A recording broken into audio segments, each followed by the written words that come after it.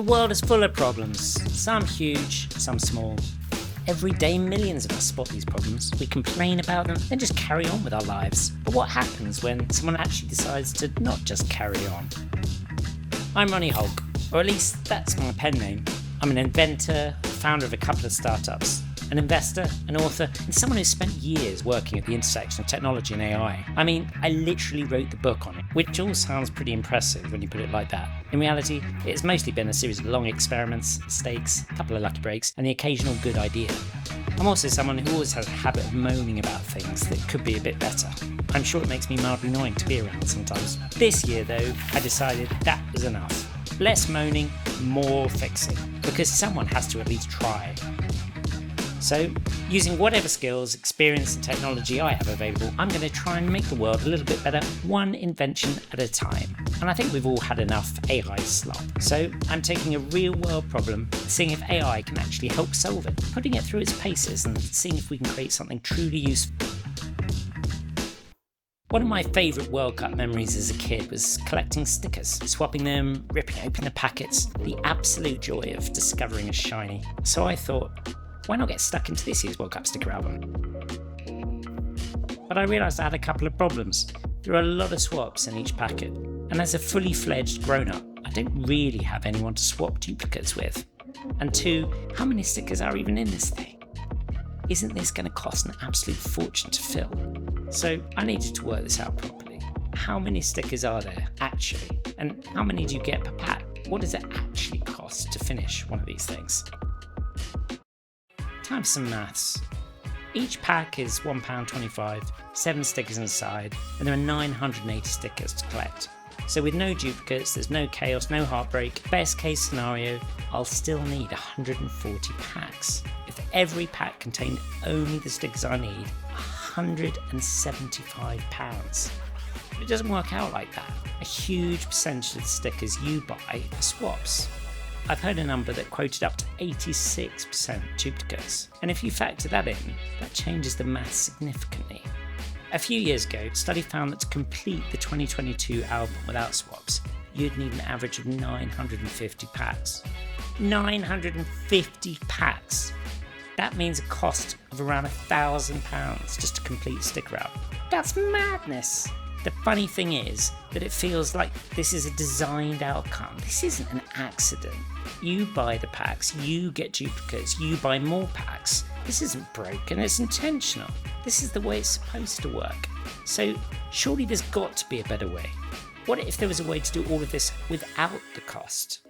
Because right now, collecting is directly linked to buying.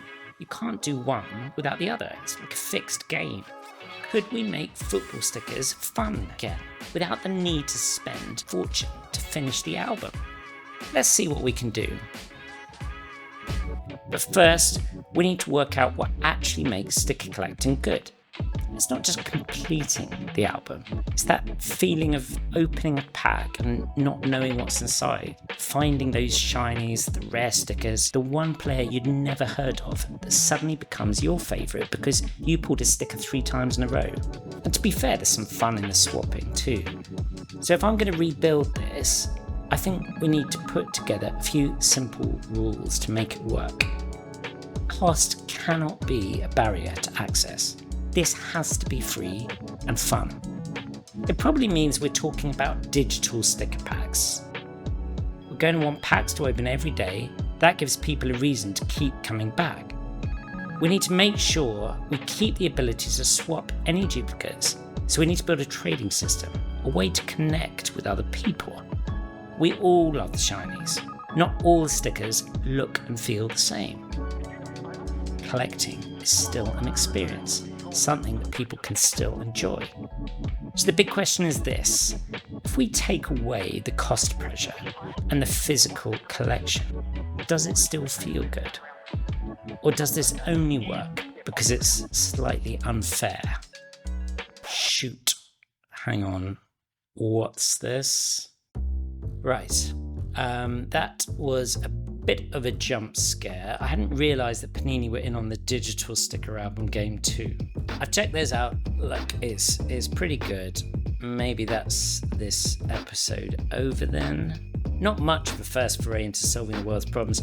I guess this is the bit I ask you to like and subscribe, and see you next time.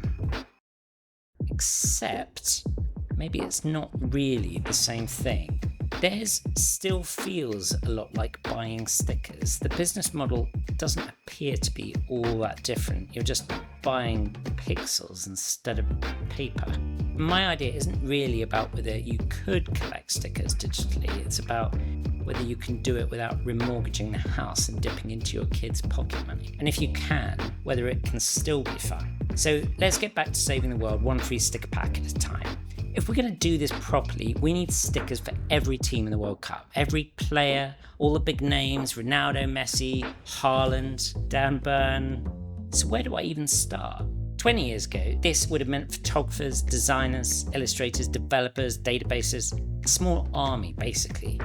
Now we've got AI, image models, vibe coding tools, LLMs. We've got enough technology sitting on a laptop to start building something really cool. This is all rather exciting, all very depressing depending on which way you look at it, but it means we've got somewhere to begin. So, right, we need to start with information. We need names, pictures of the players, accurate squads, we need team badges, we need kits. We're going to need to find a good data source that can give us all of this. Thanks for calling me back so quickly. I just wanted to sense check the idea. Ronnie, I've got some tricky news. Using FIFA trademarks, club badges, likeness rights, this all needs to be properly thought through. You're going to need to license this stuff. Oh, this is getting chaotic.